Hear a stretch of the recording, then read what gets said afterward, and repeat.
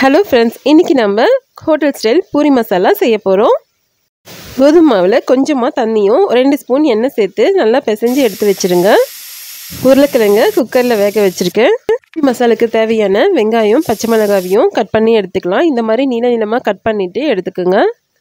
கடாயில் எண்ணெய் காஞ்சதும் கடுகு, கடலைப்பருப்பு, உளுத்தம்பருப்பு எல்லாத்தையும் சேர்த்துக்குங்க. இது எல்லாமே நல்லா பொரிஞ்சு வரட்டும்.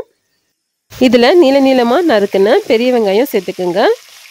பச்சை மிளகாய் 4-5 சேர்த்துருக்கேன். காரத்துக்கு ஏற்ற மாதிரி சேர்த்துக்கோங்க. இது கூட மிளகாத்தூளில் சேர்க்க போகிறதில்ல, அதனால நம்ம காரத்துக்கு ஏற்ற மாதிரியே பச்சை மிளகாய் சேர்த்துக்கோங்க. கருவேப்பிலை 2 கொத்து சேர்த்துக்கோங்க. வெங்காயம் பச்சை மிளகாய் கூட ஒரு கைப்பிடி அளவுக்கு பச்சை பட்டாணி சேர்த்துக்குங்க. பட்டாணியை எண்ணெயிலேயே வதக்கினா நல்லா வெந்துடும்.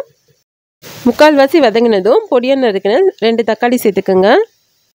1 ஸ்பூன் இஞ்சி பூண்டு விழுது சேர்த்துக்கோங்க. இது எல்லாத்தையும் வதங்குற வரைக்கும் கிளறி விடுங்க. இது கூடவே கொஞ்சம் மஞ்சத்தூளும் பெருங்காயத்தூளும் சேர்த்துக்குங்க. தேவைப்பட்டால் மிளகாய்த்தூள் கொஞ்சமாக சேர்த்துக்குங்க. நிறைய சேர்த்திங்கன்னா கலர் மாறிடும். எல்லாம் வதங்கினதும் கொஞ்சமாக தண்ணி சேர்த்துக்குங்க. இது எல்லாத்தையும் நல்லா கலந்து விட்டுட்டு தேவையான அளவுக்கு உப்பு சேர்த்துக்குங்க. இது அப்படியே கொதிக்கிட்டோம். அதுக்குள்ளே வேக வச்சுருந்த உருளைக்கிழங்க தோலெல்லாம் நீக்கிட்டு எடுத்து வச்சுக்கலாம். ஒரு மிக்சி ஜாரில் 4 ஸ்பூன் பொட்டுக்கடலை சேர்த்துட்டு அரைச்சி எடுத்துக்குங்க. இந்த மசாலாவுக்கு கடலை மாவு சேர்க்கறத விட பொட்டுக்கல்லையை அரைச்சிட்டு சேர்த்திங்கன்னா நல்லா டேஸ்ட்டாக இருக்கும். தோல் உரிச்ச உருளைக்கிழங்க மசிச்சு எடுத்துக்கோங்க. இப்போ பாருங்கள், நல்லா கொதி வந்துருச்சு. இது கூட நம்ம மசிச்சு வச்சுருந்த உருளைக்கிழங்க சேர்த்துக்குங்க. உருளைக்கிழங்கு சேர்த்துட்டு நல்லா கலந்து விட்டுருங்க. 5-10 நிமிஷம் நல்லா கொதித்து வந்ததும் நம்ம அரைச்சி வச்சுருந்த பொட்டுக்கடலை மாவை தண்ணி சேர்த்து கரைச்சிட்டு இதில் சேர்த்துக்குங்க.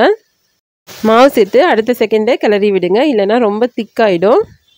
பாருங்கள், இதை பார்க்கும்போதே நல்லா திக்காக இருக்குது. அவ்வளோதாங்க, டேஸ்டான ஹோட்டல் ஸ்டைல் பூரி மசாலா ஈஸியாக ரெடி பண்ணிடலாம். பிசைஞ்சு வச்சுருந்த கோதுமை மாவை பூரியாக தட்டி எடுத்துட்டு பொரித்து எடுத்துக்கோங்க. பூரி நல்லா உப்பலாகவும் ரொம்ப நேரத்துக்கு அப்படியே இருக்கணும்னா கொஞ்சமாக சோடாப்பு சேர்த்துக்குங்க. பாருங்கள், பூரி நல்லா உப்பலாக வந்திருக்கு. சூப்பரான பூரி மசாலா பூரியும் ரெடி ஆகிடுச்சு. நீங்களும் இந்த மாதிரி செஞ்சு பாருங்கள். இந்த ரெசிபி உங்களுக்கு பிடிச்சிருந்ததுன்னா லைக் பண்ணுங்கள், ஷேர் பண்ணுங்கள், மறக்காமல் நம்ம சேனலை சப்ஸ்கிரைப் பண்ணுங்கள். தேங்க்யூ.